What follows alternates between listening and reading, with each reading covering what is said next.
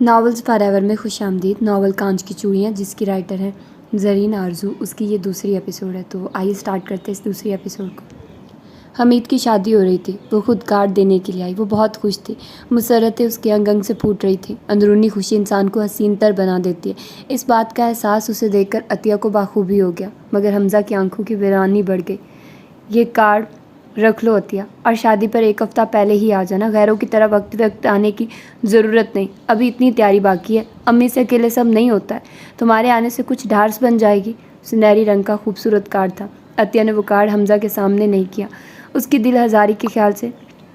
और आप भी आइएगा हमज़ा साहब, वो हमज़ा की आंखों में झांक कर बोली। हमज़ा लब भींच कर रह गया। माहौल पर तकलीफ दे सन्नाटा छा गया। तभी अतिया ने घबरा कर पूछा, चाय पियोगी? नहीं, अब चलूँगी। तुम हफ्ता पहले आ जाना। ज़रूर। हमीद को देखकर नारसाई का कर बढ़ गया। उसकी आंखों की तकलीफ अतिया से फिर पोशीदा न रह सकी। वो हमीद की शादी पर खुशी का इजहार भी नहीं कर सकती थी, ना ही उसमें शिरकत की तैयारी। उसके साथ पहले ही शादी के बहुत कपड़े थे। उसने वही पहनने का इरादा कर लिया। हमीद ने लाख हमज़ा से बेवफाई की, मगर अतिया उसकी खुशियों से मुंह नहीं मोड़ सकती थी। वो उसकी बहन थी। अम्मी ने उसे बेटियों की तरह पाला था, और वो दोनों हमेशा एक दूसरे के साथ साथ रही थी। फिर अतिया उसकी मुसर्रतों को क्यों शेयर न करती? हमीद ने उसे हफ्ता पहले आकर रहने को कहा था। अम्मी ने उसे इजाज़त दे दी, मगर उसने अभी तक इस सिलसिले में हमज़ा से बात नहीं की थी। पता नहीं इजाज़त मिले या ना मिले। बस तुम चली जाओ, मैंने जो कह दिया, अम्मी ने कहा। मगर वो अपने फ़र्ज़ के तहत हमज़ा के सामने आ गई। सुनिए, कहो। उसका लिया दिया सा अंदाज़ अतिया को हमेशा एक हद में रहने पर मजबूर कर देता था। मैं अम्मी की तरफ जाना चाहती हूँ। हमीद की शादी। बहुत शौक़ है तुम्हें उसकी शादी में शरीक होने का? उसका लहजा हमेशा से ज़्यादा तुर्श था। नहीं तो मेरा मतलब, अगर मैं उसकी शादी में वक्त के वक्त गई तो वो बुरा मानेंगी। वो गड़बड़ा गई। और तुम्हें अपने शौहर के बुरा मानने का कोई ख्याल नहीं? आफरीन है तुम्हारे एहसास पर। बस मैंने कह दिया, तुम कोई वहाँ नहीं रहने जाओगी। मैं तुम्हें उसकी शादी में भी शिरकत की इजाज़त ना देता, मगर रिश्तेदारी का तकाजा है। तुम ऐन बारात वाले दिन रोज़ जाओगी। मेहंदी पर भी जाने की ज़रूरत नहीं। असल चीज़ बारात होती है। और मगर अम्मी एतराज़ करेंगे। और तो फिर ठीक है, या फिर अपनी अम्मी का चुनाव कर डालो, या फिर मेरा। माँ की दहलीज से ज़्यादा प्यार है तो सारी उम्र के लिए चली जाओ, मुझे कोई एतराज़ नहीं। हमज़ा के जवाब पर वो सन्नाटे में रह गई। उससे इतने सख्त जवाब की तवक्को नहीं थी। दिल चाहा खूब ढेर सारा रोए, मगर वो सारे आंसू अंदर उतार के बेवफाई हमीद ने की, और अताब उस पर। वो अपने रिश्तेदारियाँ निभाने से भी गई। कितना अच्छा लगेगा ना बारात पर जाते और मेहंदी पर गायब। वो लोगों से क्या बहाना बनाएगी, और ख़ास तौर पर अम्मी और हमीद से। वो बुझे बुझे दिल के साथ हमज़ा के सामने से हटकी। क्या बहस करती? तुम कब जा रही हो आपा की तरफ रहने? अम्मी ने पूछा। अम्मी, मैंने इरादा बदल दिया है। उसने हमज़ा पर इल्ज़ाम नहीं आने दिया। क्यों? कल तो तुम बड़ी पुरजोश हो रही थी, और आज? बस अम्मी, ऐसे ही। उसने चेहरा झुका लिया। तेरी मर्ज़ी है या हमज़ा ने रोका है? अम्मी ने बगौर उसे देखा। भला हमज़ा क्यों रोकेंगे? मुझे ही घर से इतनी अनसियत हो गई है कि घर से कहीं निकलने को दिल नहीं चाहता। हमीद ने उनके पड़ोस में 10 मरतबा फ़ोन करके उसे बुलाया, लेकिन वो ना गई। हमीद खफा हो गई, मगर उसने हमज़ा को खफा नहीं किया। वो उसकी खुशी के लिए कुछ भी कर सकती थी। अपनी सारी खुशियों को मलियामेट कर सकती थी। और उस दिन मेहंदी थी, वो तैयार नहीं हुई। फरू और अम्मी कब की तैयार थी? असद पहले ही जा चुका था। भाभी, आप अभी तक तैयार नहीं हुई? परवा कमरे में आई। वो उजड़े उलिये में बेड पर पड़ी थी। नहीं, मैं नहीं जा रही। तुम अम्मी के साथ चली जाओ। कमाल है, आपकी बहन की मेहंदी और आप नहीं जा रही? अम्मी अंदर आ गई। क्या वजह है बेटी? क्या हमज़ा ने रोका? सच सच बता। मेरी तबीयत ठीक नहीं अम्मी, आप जाइए, मैं कल बारात में चलूँगी। उसने अपनी आंखों में जमा होते पानी को पलके झपकाकर चुका लिया। सब क्या कहेंगे? लोग बातें बनाएंगे। तुम मुझे सबके सामने शर्मिंदा करवाओगी, और मैं आपा को क्या जवाब दूंगी? वो यही समझेंगे कि तुम पर पाबंदी होगी। बहन की मेहंदी में भी आने की इजाज़त नहीं। बस तुम उठो, फटाफट तैयार हो जाओ, और अगर हमज़ा ने तुम्हें रोका है तो मैं उससे खुद निपट लूँगी। तुम 5 मिनटों में तैयार हो जाओ। अम्मी की बात माकूल थी। वाकई ख़ानदान भर में चहमगोइयाँ होने लगती। दुल्हन को दबा कर रखा है, कहीं आने जाने की आज़ादी नहीं। बहन की मेहंदी ने भी नहीं आई। ऐसी सख्ती तो गैर में भी नहीं करते। वो यहाँ से भी लोगों की जुमलाबाजी सुन और देख सकती थी। उस घर की इज़्ज़त पे कोई आंच आए उसे गवारा नहीं था। और हमज़ा और उसकी इज़्ज़त उसकी अपनी इज़्ज़त है, और वो उसके लिए कोई कीमत भी देने को तैयार थी। अतिया खामोशी से उठी और तैयार हो गई। मेहंदी की मुनासबत से उसने मेहंदी रंग का काम वाला घरारा पहना, बड़ा सा दुपट्टा और हाथों में हमरंग कांच की झिलमिलाती चूड़ियाँ। उसकी शहद जैसी रंगत चमक उठी। उसी दम हमज़ा आ गया। अतिया को तैयार देखकर उसका मुँह बन गया। उसने उसे मेहंदी में जाने से मना किया था, और उसने ये असर लिया। अम्मी सामने थी, इसलिए वो उस पर बिगड़ना नहीं चाहता था। अलबत्ता एक तीखी सी निगाह ज़रूर उसकी नज़र की। मैं अतिया को साथ ले जा रही हूँ, तुम भी तैयार होकर आ जाना। अम्मी बोली। जी बेहतर। अम्मी से क्या बहस करता, मगर वो मेहंदी में नहीं आया। अतिया सारा वक्त परेशान रही, उसका सारा ध्यान हमजा की तरफ था। ना मालूम वो कितना खफा हो, घर पहुंचकर उसकी कितनी नाराज़गी का सामना हो। वो चीखता चिल्लाता नहीं था, वो सज़ा देने को एक तवील खामोशी इख्तियार कर लेता। वो पहले ही उससे कम मुखातिब होता था, दूसरी सूरत में बिल्कुल लाताल्लुक़ बन जाता, ऐसे लापरवाह जैसे जानता ही ना हो। हमीद को रस्म के बाद अतिया ही वापस कमरे में लाई। कुछ परेशान लग रही हो? हमीद ने पूछ ही लिया। नहीं तो। हमजा नहीं आया, उन्हें ज़रूरी काम था। मैं ज़रूरी काम की नोयत जानती हूँ। हमीद की मायने खेज मुस्कुराहट। वो बहुत बुज़दिल है, ज़िंदगी की हकीकतों का सामना करने की उनमें हिम्मत नहीं। और ये क्या किया तुमने? सोने की चूड़ियाँ नहीं पहनी। शादी ब्याह की तकरीब में बेहाता औरतें असली जेवर पहनने सजती हैं, मगर तुमने कांच की चूड़ियाँ कलाइयों में भर ली। क्या हमजा ने चूड़ियाँ बनवा कर नहीं दी? हमजा की तरफ से सोने के जेवर में महज एक लॉकेट सेट था। मुझे कांच की चूड़ियाँ अच्छी लगती हैं, अतिया ने संजीदगी से कहा। मुझे बनाती हो? जेवर औरत की कमज़ोरी होता है और असली जेवर मियाँ बीवी का बाहमी सलूक और प्यार है। हमीद, तुम्हारी शादी हो रही है, तुम्हें खुद ही इस हकीकत का इदराक हो जाएगा। हमजा ने मेरे दामन में अपनी चाहतें डाल दी हैं कि किसी और चीज़ के लिए गुंजाइश ही नहीं रहती। और हाँ भाई, खालसतन मशरकी बीवी हो, खावन की इज्जत और पासदारी तो करोगी ही, वरना मेरी आंखों में है। अच्छा छोड़ो ये किस्सा, ये बताओ तुम खुश हो ना? अतिया ने बात बदली। बहुत। और हम लोग शादी के दूसरे ही दिन स्विट्ज़रलैंड जा रहे हैं। इसके बाद वर्ल्ड टूर, 2 महीने का प्रोग्राम है, खूब मज़ा रहेगा। इतने ऐश मैंने ऐसी ज़िंदगी की तमन्ना की थी अतिया, जैसी ज़ीशान ने मुझे दी है। मगर याद रखना अमीद, मर्द की मोहब्बत दुनिया की सारी खुशियों और राहतों से बढ़कर होती है। अतिया ने कहा। सब साथ साथ चलता है अतिया, खाली मोहब्बत से भी पेट नहीं भरता। अगर मैदा खाली हो तो मोहब्बत और प्यार जैसे जज्बे भयानक और फजूल लगते हैं। अच्छा यार, मैं काहिल हो गई। अतिया अचानक किसी ख्याल के तहत सरत से उठी। कहाँ चली? आती हूँ। अतिया ने पड़ोस में फ़ोन किया। खाला सबना से हमजा को बुलाने को कहा। थोड़ी देर में खाला ने आकर बताया, वो कहता वो ज़रूरी काम कर रहा है, इसलिए फ़ोन तक नहीं आ सकता। अतिया ने गहरा सांस भरकर रिसीवर रख दिया। उसकी शदीद खफगी की आंचू से यहाँ तक महसूस हो रही थी। पता नहीं अब वो कैसे मानेगा भी या नहीं। उसे मनाने का गुर भी नहीं आता था। और वो असद के साथ जल्दी घर आ गई। परवार अम्मी वहीं थी। सब ने उसे रोका, मगर उसके पेश नज़र हमजा की खफगी थी, इसीलिए वो घर आ गई और असद बाहर से ही छोड़कर वापस चला गया। दरवाज़ा हमजा ही ने खोला। उसे सामने देखकर वो चुपचाप वापस मुड़ गया। वो दरवाज़ा बंद करके उसके ताक़ुब में अंदर कमरे में आ गई। आप खफा हैं? इतना पूछना गुनाह हो गया। तुम्हें मेरी खफगी से सरोकार? तुम जाकर बहन की शादी में मेहंदी के गीत गाओ, तुम्हारी तरफ से शौहर जाए जहन्नुम में, और मेरा जाना ज़रूरी था, वरना लोग बातें बनाते। और फजूल बहस नहीं, उसने उसे खामोश करा दिया। सख्त चेहरा, सख्त लहजा, और ये चेहरा बारात में भी तना रहा। हमीद और ज़ीशान साथ साथ बैठे कितने सज रहे थे। हमीद पर बहुत रूप आया था और ज़ीशान की आंखों में हसीन सपने थे, महकते जज्बात थे और महकते एहसासात। कैमरे की तेज़ रोशनी और मूवी लाइट में ज़िंदगी की हसीन साहतें मकीद की जा रही थी। हमजा के अंदर नारसाई का कर बढ़ गया, आंखों में वहशतें उभर आई। हमीद के साथ उन हसीन साहतों के सपने उसने अपनी आंखों में सजाए थे, मगर ये सपने नोच लिए गए। और एक तस्वीर आपकी और अतिया की। आमिर कैमरा लिए सामने आ गया। मैं इन खराफात का आदी नहीं। उसका लहजा तुर्श था। अतिया के चेहरे पर एक साया सा लहरा गया। मालूम उसकी ज़िंदगी में आजमाइशों के कितने पल बाकी हैं। हमीद दुआओं के जलों में रुखसत हो गई। वापसी पर जाने का मसला था। आमिर अपनी गाड़ी में सबको लाद लाद कर घर छोड़ाया। ये आखिरी फेरा था। पूरी गाड़ी फुल थी। अतिया को हमजा के बराबर जगह मिली, इतनी तंग जगह। मैं कैसे बैठूं? वो झुलाई। अपने शौहर के साथ बैठ जाओ। ख़ानदान की कोई बुजुर्ग खातून अंदर बैठी थी। गाड़ी निस्बतन तारीक गोशे में खड़ी थी, इसलिए वो नज़र न आई। अतिया को बैठना पड़ा। वो पहली मरतबा हमजा की इतनी करीब थी। सटपटाई सी, घबराई सी, उसके सारे वजूद में सनसनाहट दौड़ गई, मगर दिल के अंदर कोई चीज़ टूट सी गई। जिस शख्स को वो बरसों अंदर रख कर पूछती रही, वो उसके करीब होने के बावजूद उसके लिए अजनबी है। वो बहुत बार उसे कहना चाहती थी। उसने हमीद की चाहत को परखा, वो कभी उस पर भी भरोसा करके देखे, और वो उसके इतने करीब बैठी थी और वो अजनबी और बेहिस था। यकीनन उसने अपने सारे जज्बात हमीद के नाम कर दिए। जब भी वो उस पर एक निगाह गलत भी डालना पसंद नहीं करता। हमीद ज़ीशान के साथ बहुत खुश थी। वो 2 माह में सारी दुनिया घूम फिर आई। वापस आकर उसने घर अपनी पसंद से तरतीब दिया, बसाया, बनाया। उसके मुतालिक सारी बातें अतिया को अम्मी से पता चलती रहती थी। हमीद को खुश देखकर मैं अपने ज़मीर के सामने सुरखरू हो गई। अम्मी के चेहरे पर आसूदगी की परछाइयाँ उभर आए। ज़ीशान बहुत अच्छा लड़का है।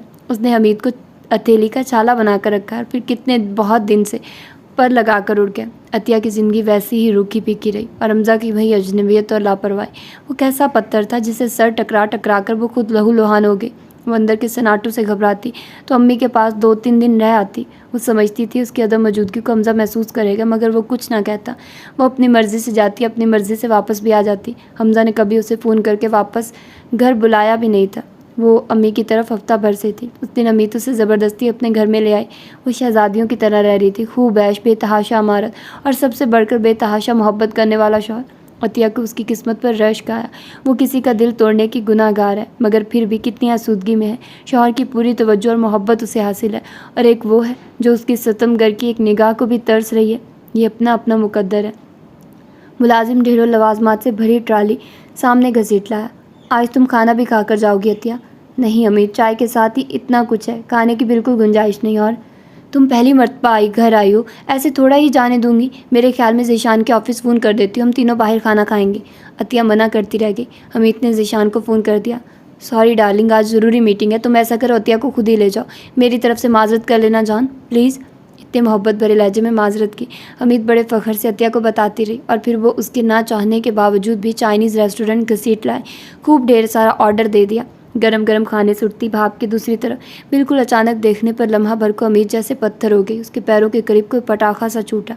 सामने कोने वाली मेज़ पर ज़ीशान था, किसी हसीन व जमील लड़की के साथ मुस्कुरा कर बातें करता, और वो लड़की के चेहरे पर हसीन रंग थे और नीली नीली आंखों में अलवही सपने। उन सपनों की जगमगाहट ने हमीद के सारे वजूद में झुनझुनाहट पैदा कर दी। तो ये है ज़ीशान की ज़रूरी मीटिंग। क्या हुआ अमीद, खाना क्यों नहीं खा रही? उसकी उड़ी रंगत अतिया ने साफ तौर पर महसूस की।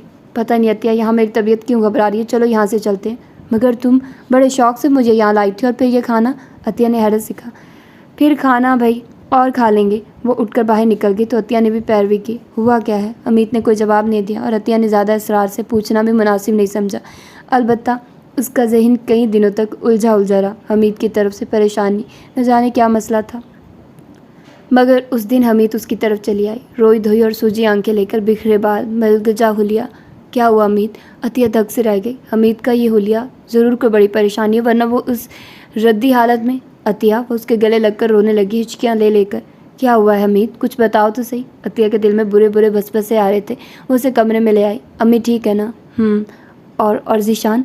अतिया, मैं बर्बाद होगी, मेरे साथ ऐसा क्यों हुआ? वो कहता है उसे मेरी ज़रूरत नहीं, उसे मुझ में बहुत सी बुराइयां नज़र आने लगी है।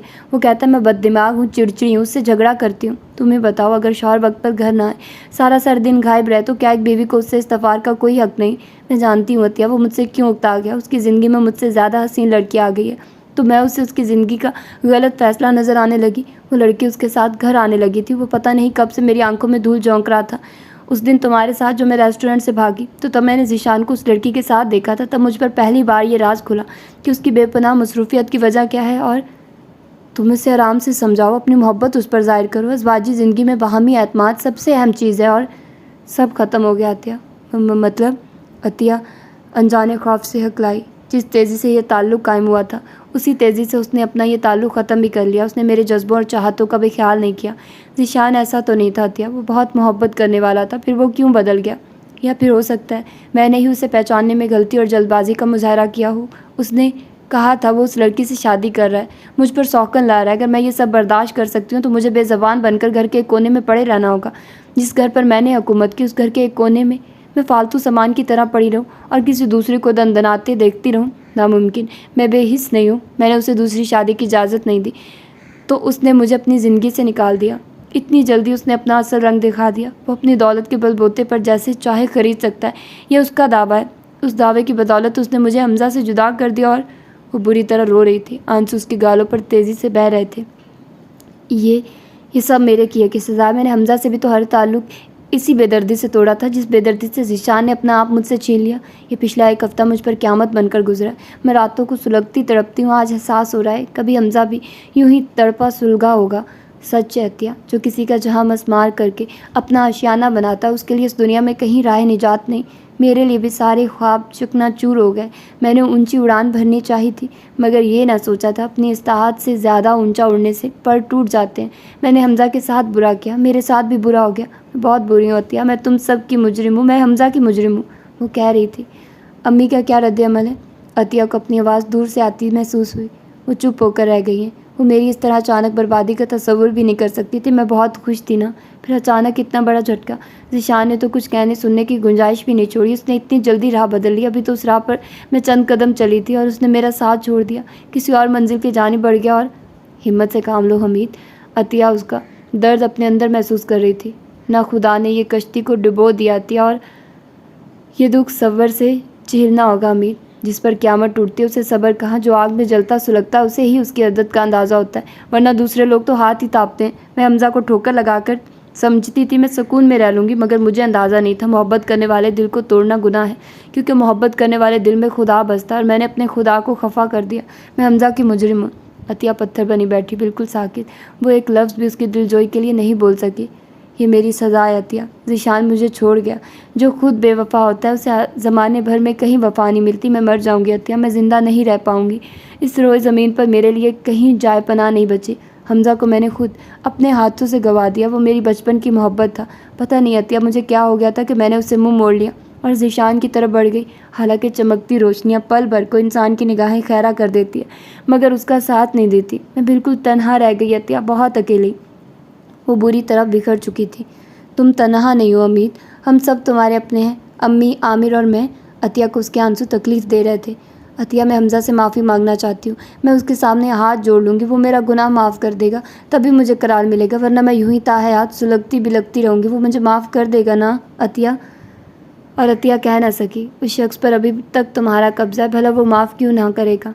तुम बैठो अमित, मैं तुम्हारे लिए चाय लाती हूँ। नहीं अतिया, तुम मेरे पास बैठी रहो, मुझे तुमसे बातें करके सुकून मिल रहा है, वरना मेरे कमरे की दीवारें मुझे काट खाने को दौड़ रही थी, मुझ पर कह के लगा रही थी। यहाँ छोटे से घर से मैं कितना सुकून, कितनी शांति है। अतिया, अगर तुम कहो तो मैं कुछ दिनों के लिए यहाँ आ जाऊँ, वहाँ तना मैं घुट घुट कर मर जाऊँगी।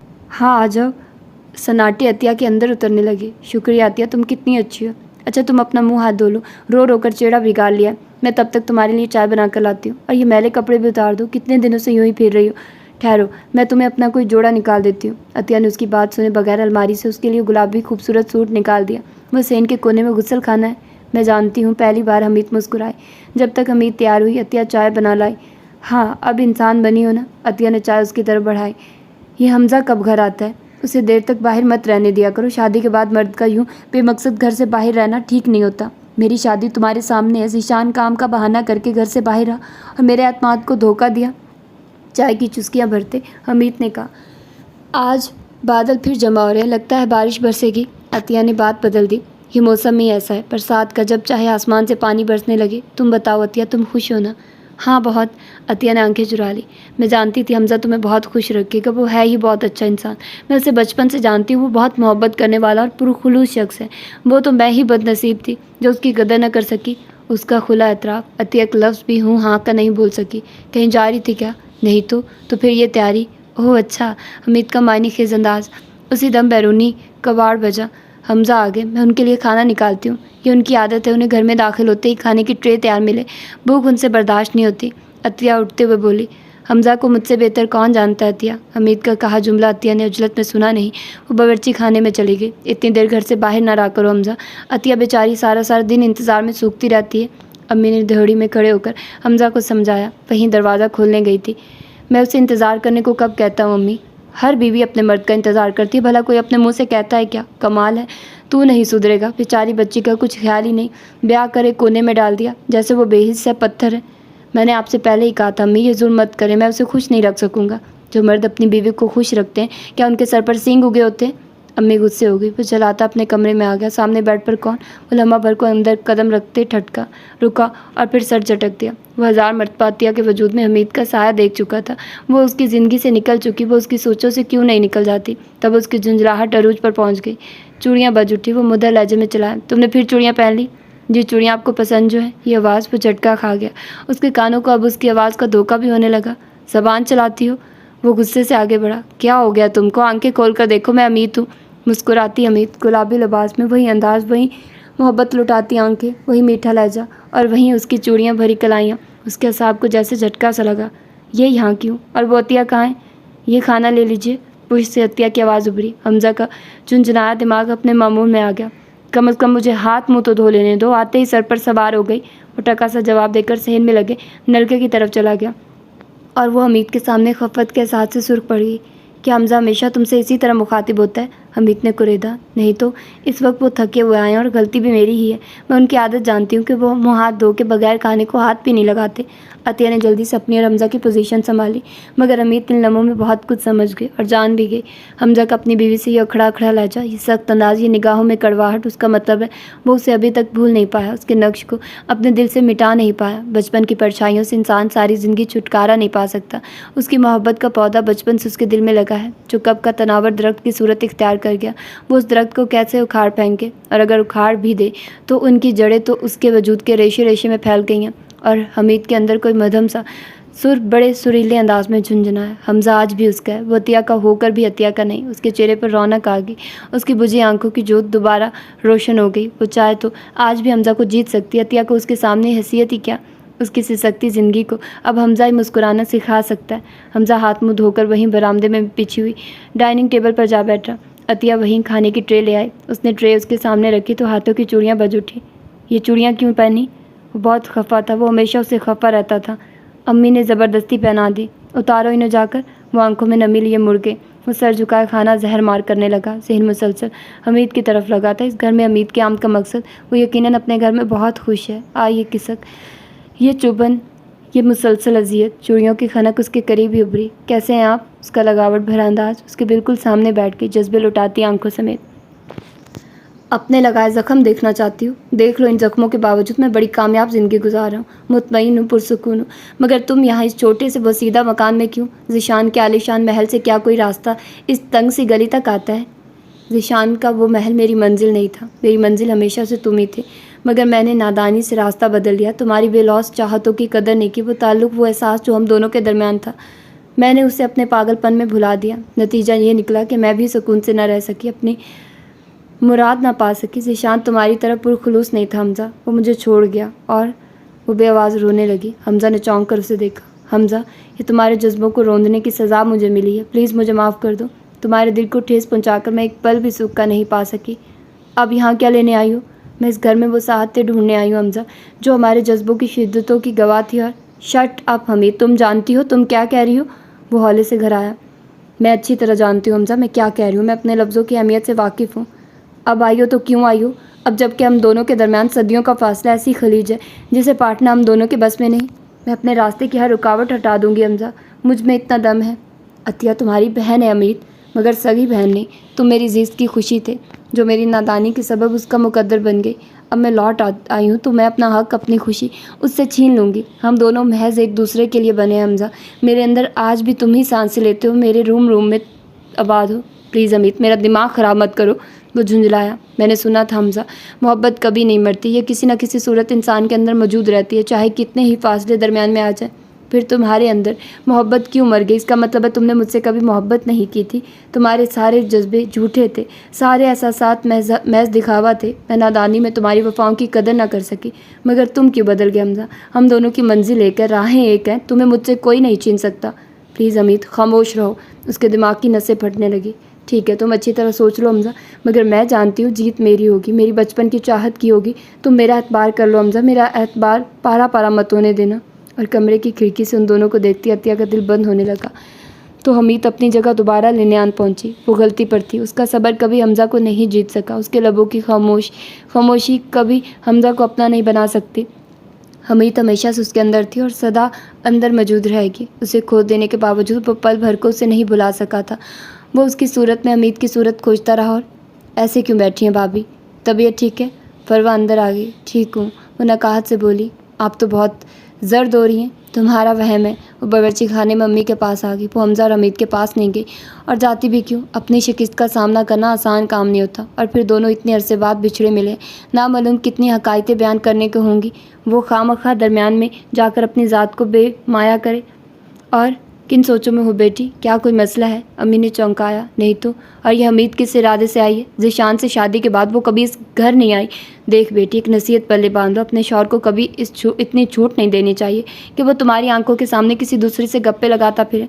तुम्हें इस वक्त उन दोनों के दरमियान मौजूद होना चाहिए। और अम्मी, हमीद गैर थोड़ी है, वो दोनों एक दूसरे के बचपन के साथी हैं। वो शिकस्त खुर्दा सी बोली। इससे ये क्या कह रही हो? पहले की बात और थी, मगर वो अब तुम्हारा शौहर है, उसे अपने काबू में रखना तुम्हारा हक है। चलो उठो, यहाँ से जाकर उन दोनों के दरमियान बैठो। मैं कब से देख रही हूँ अमित हमजा के पास चिपकी बैठी है। ऐसी कौन सी ज़रूरी बात होगी? अम्मी ने उसे उठा दिया। वो भारी कदमों से डाइनिंग टेबल तक आ गई। पानी चाहिए आपको? मरा मरा लहजा।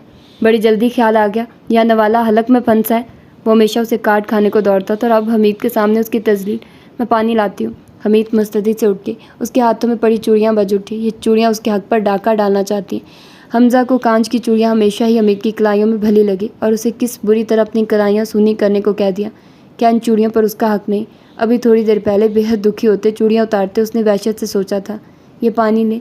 हमीद आ मौजूद हुई। अतिया ने हसरत भरी निगाहों से उसकी कलाइयों को देखा। सुर्ख सुर्ख जगमगाती चूड़ियाँ उसका मजाक उड़ाती हुई, उसके बेबसी पर हंसती हुई। तुम अब सर पर क्यों सवार हो? हमजा ने गुस्से से अतिया की तरफ देखा। कुछ और तो नहीं चाहिए? अपनी आवाज़ वो खुद ही सुन पाए। आवाज़ को क्या हो गया? क्या हलक में फंस गई? उसने काटदार लहजे में कहा। वो लबाब भरी आंखें लिए अंदर कमरे में आ गई और तकिए में मुंह देकर फूट फूट कर रो दी। उस घर पर उसका कोई हक नहीं, हमजा पर उसका कोई हक नहीं। हमजा के चेहरे पर कितनी रौनक थी। यकीनन हमीद के लौट आने की खुशी ने उसकी भूरी आंखों में रोशनियां कूट कूट कर भर दी। इन आंखों में वही चमक थी जो हमीद को देखते दो चंद हो जाती थी। उसे लगा जैसे उसका दिल फट जाएगा, उसका वजूद रेजा रेजा होकर फिजा में बिखर जाएगा। ये अंदर में चलता तूफान, ये दिल के साहिल पे तुगयानी, ये उधम। बाहर सेल में मोटी मोटी बूंदें पड़ना शुरू हो गई थी। शायद आसमान भी उसके दुख में बराबर का शरीक है। उसके दुख को अगर कोई नहीं समझ पाया तो उसका शरीक सफ़र, वो हस्ती जिसे उसने न जाने कब से मन मंदिर में बिठा रखा था और कब से उसकी परस्तिश में उसने अपना तन मन मिटा दिया। उसकी खामोश चाहतें और बेज़बानी रियाजतों का ये सिला। वो कितनी देर अश्कों के चिराग रोशन करती रही। वो आफाकी जज्बा जो उसकी आंखों में लो देता था, उस जज्बे को हमीद ने छीन लिया। वो बेवफाई के बावजूद फाते, वो कामयाब और सुरखरू, और वो खामोश पुरस्तिश करते हुए भी शिकस्त फाश की हकदार। यहाँ कमरे में क्यों पड़ी हो अतिया? हमीद अंदर आ गई। क्या तुम नहीं जानती? उसने सुर्ख सुर्ख आंखों से उसे नफरत से देखा। अरे तुम रो रही थी? वो चौंकी। रोना ही मेरा मुकद्दर है। पागल हो, बाहर आकर मौसम को एंजॉय करो, इतनी ज़बरदस्त बारिश हो रही है। काश तुम समझ पाती अमीर, तुमने किस किस का खून कर दिया। तुमने मेरी ज़िंदगी का भी नहीं सोचा। कोई बहन तुम जैसी जालिम नहीं हो सकती। तुमने अपनी मर्ज़ी से राह बदली, ज़िशान तुम्हें छोड़ गया तो तुम मेरी घर गृहस्थी में आग लगाने आ गई। हमजा हमेशा से मेरा था अतिया, वो एतराफ़ करते ज़रा भी न झिझकी। वो मेरा शौहर है हमीद। मगर हमजा ने इस ताल्लुक़ को कबूल नहीं किया। अगर कबूल कर लेता तो उसके चेहरे पे खुशियों का राज होता और आज तुम भी इस कमरे में बैठी हुई आंसू न बहा रही होती। मैं जानती हूँ तुम में और हमजा में आज तक फासले बरकरार हैं। ये फासले मेरी याद ने उसे समेटने नहीं दिए। सच कहूँ अतिया, क्या एक बार भी हमजा ने तुम्हारा हाथ मोहब्बत से थामा, तुम्हें अपनी बाहों में की पनाहों में लिया? हमीद की बातें, अतिया का चेहरा सुर्ख हो गया। ये मान लो अतिया, तुम दोनों के बीच में हमेशा मौजूद रही। वो हमेशा मेरा मुंतज़िर रहा दिलो जान से। वो आज भी मुझे अपनाने को बेचैन है। और प्लीज़ तुम हम दोनों के रास्ते की दीवार मत बनना। वो बाहर निकल गई। बारिश में और तेज़ी आ गई और इससे भी ज़्यादा अतिया के आंसू में। वो अंगारों की तरह दहक रही थी। वो कमरे से बाहर आ गई। हमीद के साथ मुस्कुरा कर बातें करता हमजे की निगाहें ऐसे ही अतिया पर जा पड़ी। सुर्ख चेहरा, सुर्ख आंखें। लम्हा भर को चौंक कर उसने सर झटक दिया। ये यूं ही बसोरती रहती है। ये बारिश इंसान के सारे सोए जज्बों को जगा देती है ना हमजा? हमीद ने लगावर से कहा। हाँ, वो सर हिलाते धुआंधार बारिश को देखता रहा। एक कप कॉफ़ी मिल सकती है? तुम जानती हो ना मुझे बारिश में कॉफ़ी पीना बहुत पसंद है, मगर मुझे कॉफ़ी बनाना नहीं आती। वो बोली। हाँ याद आया, मैं जब भी तुम्हारी तरफ आता था हमेशा अतिया मज़ेदार कॉफ़ी बना कर देती थी, मगर शादी के बाद उसकी तमाम खसूसियात ख़त्म होकर रह गई। उसने बात के इख्तिताम पे अतिया की तरफ देखा। वो दूर अम्मी के पास चुपचाप बैठी थी। चेहरे की जर्दी यहाँ से भी साफ दिखाई दे रही थी, खामोश खामोश सोनी कलाइयों समेत। तभी उसके करीब हमीद की चूड़ियों की जलतरिंग बजा। तुम ही कॉफ़ी बना लाओ यार। मैं? हाँ तुम। क्यों, क्या कोई अनहोनी बात कह दी? नहीं तो। वो अतिया के पास आ गई। अतिया, हमज़ो को कॉफ़ी चाहिए और तुम जानती हो मैं इस मामले में सिफर हूँ। प्लीज़ तुम ही कॉफ़ी बना दो या फिर मेरी मदद कर दो। मुझे फुर्सत नहीं है। पहली मरतबा अतिया की तरफ से टका सा जवाब आया। अमित मुँह बनाती बावर्ची खाने में चली गई। तुम कॉफ़ी बना देती बेटा। अम्मी सारी बात से लाइम थी। अम्मी मैं बस आपके पास बैठूंगी, इतनी अच्छी बारिश हो रही है। वो लाड से उनके कंधे पर सर रखते हुए बोली। अम्मी मुस्कुरा दी। आंटी कॉफ़ी कहाँ रखी है? बावर्ची खाने से अमित की आवाज़ आई। जा तू ही उसे बता दे बेटी। अम्मी के कहने पर वो उकताहट से अंदर आ गई। क्यों चिल्ला रही हो? कॉफ़ी कहाँ है? जाकर हमजा से पूछ लिया होता। ये तुम कह रही हो? हाँ, और कान खोल कर सुन लो, हमजा को मुझसे तुम तो क्या तुम्हारे फरिश्ते भी नहीं छीन सकेंगे।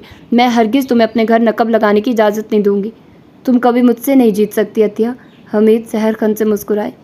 कमरे में सोने का अब भी उन दोनों का वही अंदाज था। हमजा बेड पर सोता था और अतिया फर्श पर चादर बिछाकर। वो जब भी अंदर सोने आता था अतिया पहले से चादर बिछाकर लेट चुकी होती, मगर आज ज़रा मुख्तलिफ नज़ारा देखने को मिला। अतिया फर्श के बजाय बेड पर थी। अपनी जगह पर चलो।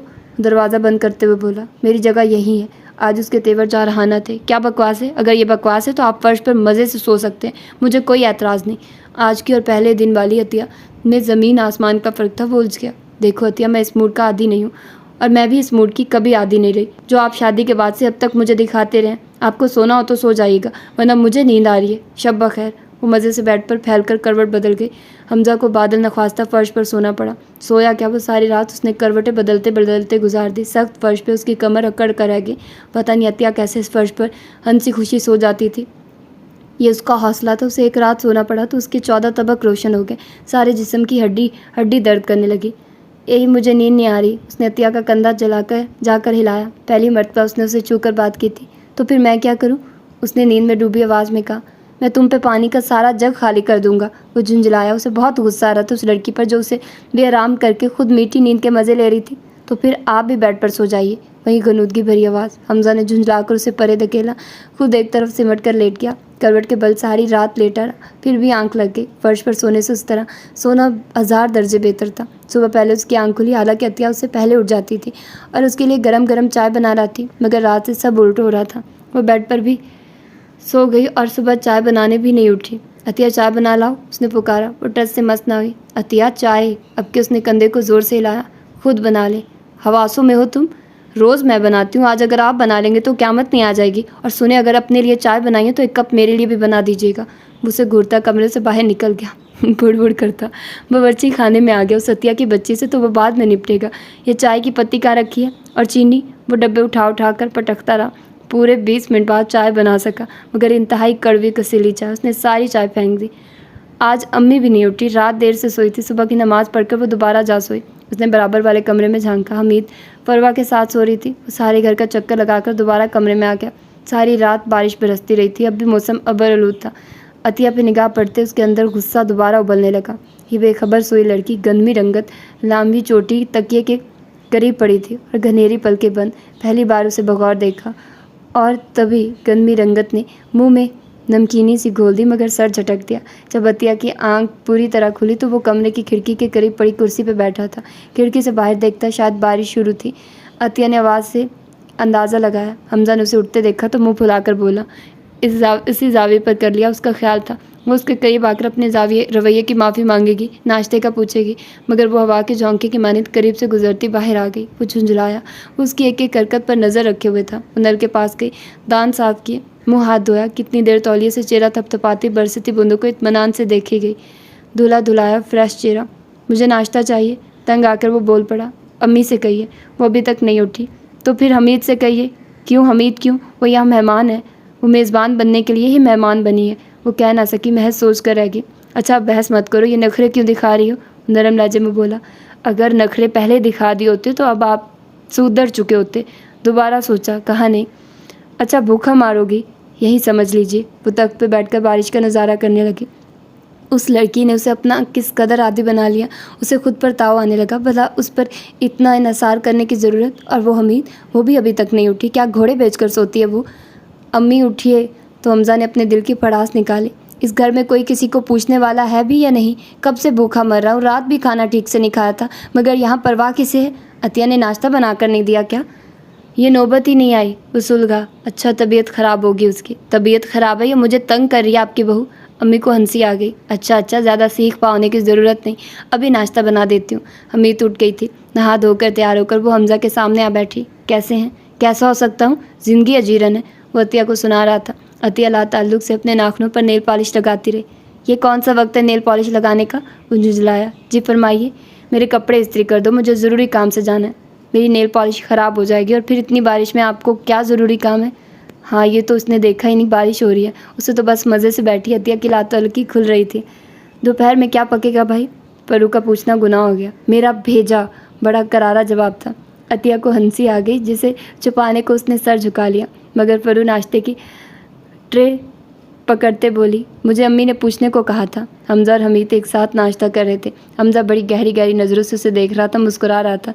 अतिया ने गौर किया तो गुस्से से हाथ में पकड़ी नेल पॉलिश सामने दीवार पर दे मारी। पटाख। वो दोनों चौंक कर उसे देखने लगे। क्या हुआ अतिया? हमीद ने पूछा। कुछ नहीं। अतिया मुसलसल सुलग रही थी। वो समझ रही थी उसकी लातलकी, उसकी सर्द मोड़ी, उसकी अदम तजी हमजा को उसकी तरफ लौटने पर मजबूर कर देगी, उसकी ज़ात की अहमियत का एहसास दिला देगी। मगर यहाँ वहीं धाक के 3 पात वो उसी तरह हमीद की तरफ मतवज्जे था। हाँ, हमीद उसकी बिछड़ी मोहब्बत है और वो गैर अहम हस्ती, ज़बरदस्ती उसके सर पर मुसल्लत किए जाने वाली, जिसके बारे में शायद उसने कभी सोचा भी ना होगा। आंसुओं का गोला उसके हलक में फंसने लगा तो वो खाला सलमा की तरफ आ गई। अम्मी से फ़ोन पर बातें करते भी उसकी आंखें बार बार भीगती रही।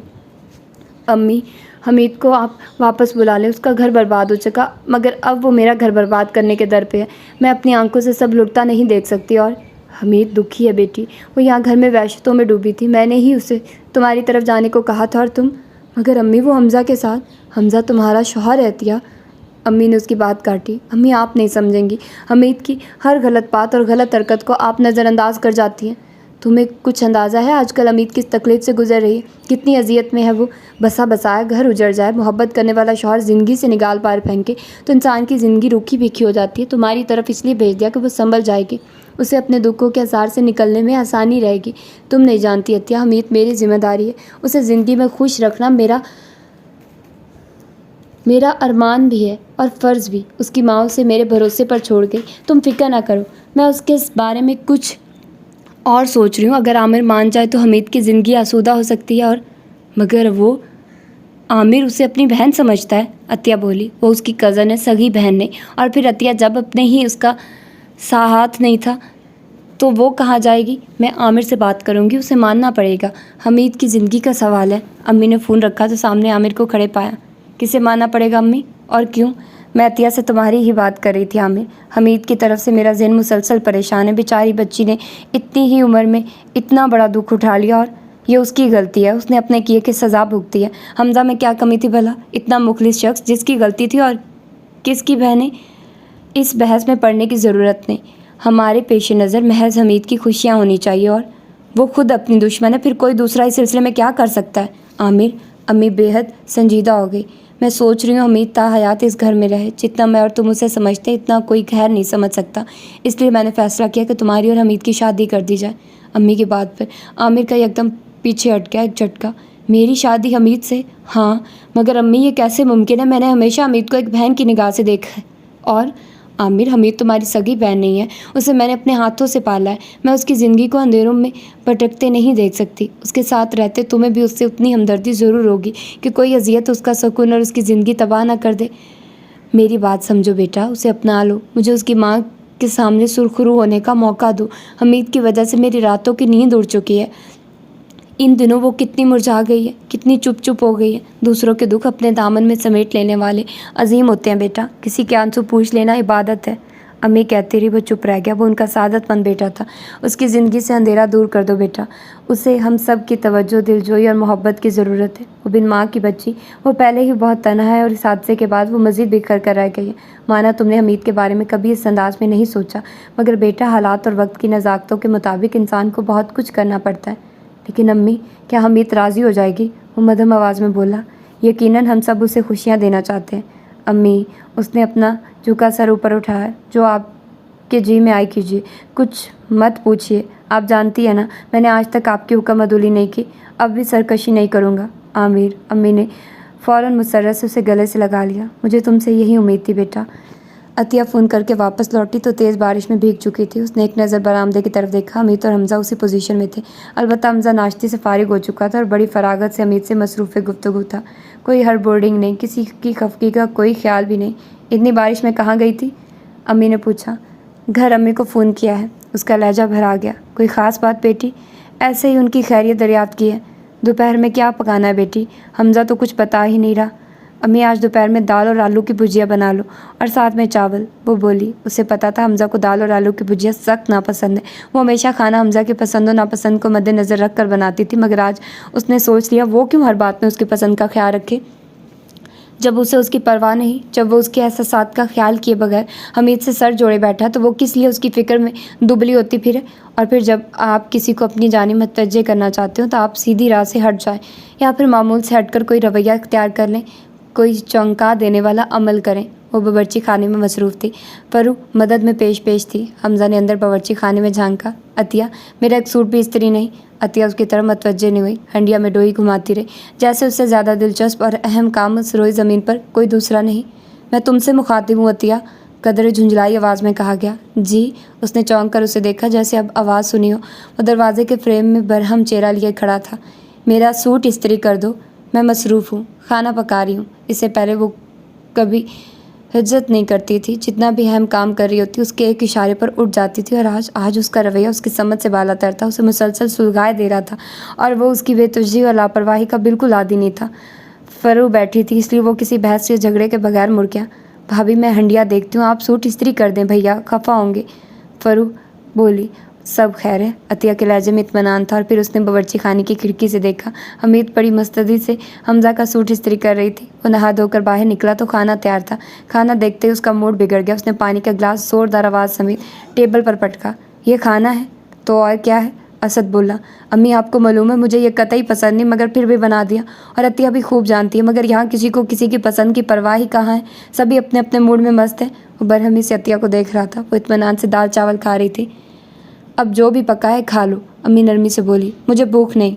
जलाता दूर जा बैठा। अतिया कितने मज़े से खाना खा रही थी, उसकी परवाह किए बगैर। हालांकि आज से पहले कभी ऐसा नहीं हुआ था। सब उसकी पसंद का पकता था, और वो हमेशा उसके इंतज़ार में भूखी रहती थी। उसकी इतनी तवज्जो के बाद उसका एकदम से बदला अंदाज।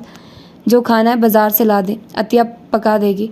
अम्मी उसका उतरा चेहरा देख कर बोली। मुझे कुछ नहीं खाना, प्लीज़ मेरी खातिर खा लो। देखो, मैंने एक नवाला भी तुम्हारे बगैर नहीं खाया। हमीद उसके करीब आ गई, लगावट कम मुजाहरा करती। हमज़ा उठ खड़ा हुआ। उसने किन अखियों से देखा भी। अतिया वाज़े तौर पर चौंकी थी। उसके चेहरे पर एक रंग आकर गुजर गया। हमीद, मेरी प्लेट में चावल निकालो, बड़ी भूख लग रही है, तुम भी मेरा साथ दो। वो बड़े मज़े से अतिया के बिल्कुल सामने बैठ गया।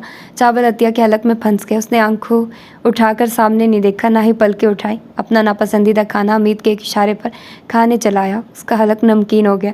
उससे मज़ीद खाया नहीं गया। वो उठ गई, जबकि अम्मी ने हैरत से हमज़ा की तरफ देखा। अभी तो तुम खाने से इनकार कर रहे थे।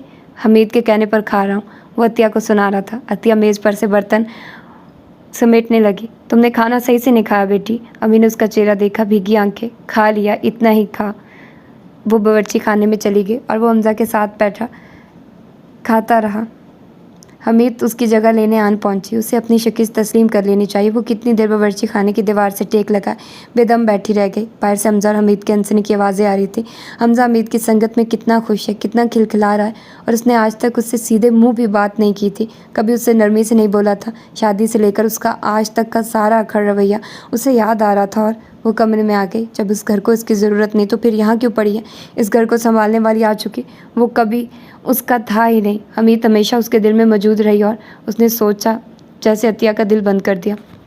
उसने अलमारी खोली और कपड़े बैग में घसेड़ने लगी। साथ में आंसू बहते जा रहे थे। हमज़ा सब देख रहा था। बावर्ची खाने से अंदर कमरे की तरफ जाते वो उसके आंसुओं से धुला चेहरा देख चुका था। वो उसकी एक एक हरकत पे निगाह रखे हुए था। वो खाना ढंग से खाए बगैर उठ गई। मेज़ से बर्तन उठाते उसके हाथ लर्ज रहे थे, और बावर्ची खाने तक जाते उसके कदमों की लड़खड़ाहट, और अब कमरे की तरफ जाते आंसू भरी आंखें। वो आंखें उसके अंदर तक उतर कर रह गई। हमीद जाने क्या क्या कह रही थी, कौन से किस्से सुना रही थी। वो सुनी अनसुनी करते उठ गया। वो 1 मिनट हमीद में अभी आया। वो कमरे में आ गया। सामने का मंजर देखकर धक से रह गया। ये उसके गुमान में भी नहीं था। वो अपना बैग तरतीब दे रही होगी, साथ में रोई भी जाती थी। मुहतरम चेहरा खुद किया, रोने में खुद बैठी थी। सुबह से परेशान कर रखा, और अब ये हरकत, ये सब क्या है? वो सख्ती से बोला।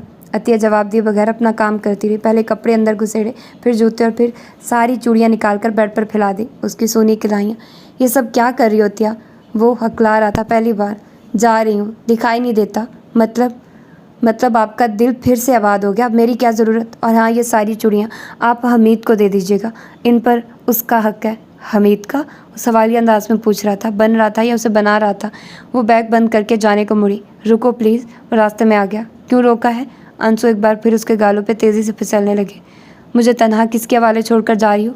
हमीद के हवाले। आंसू का फंदा अटक गया।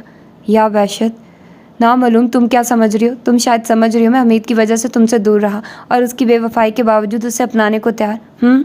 तुम्हें अतिया, मेरे जज्बात को उसने जिस तरह रोंदा था, उसके बाद मेरे दिल में उसकी कोई गुंजाइश नहीं रही। मैं मानता हूँ मैं अपने गम की आग में जलता सुलगता रहा, तुमसे गाफिल रहा, तुमसे गलत रवैया रवा रखा, मगर इसका मतलब ये नहीं था कि हमीद की खातिर वो मेरे अंदर ज़रूर मौजूद थी और मैं उसे भुलाना चाहता था, अपने अंदर से निकाल फेंकना चाहता था। इसी अंदरूनी कशमकश और जंग ने मुझे तुमसे लाताल्लुक़ कर दिया, तुम्हारे करीब नहीं आने दिया। और फिर जब हमीद दोबारा मेरी तरफ लौटी और तुमने मुझसे लाताल्लुक़ी बरती तो मैं तुम्हारी जुदाई के तसव्वुर से काम किया।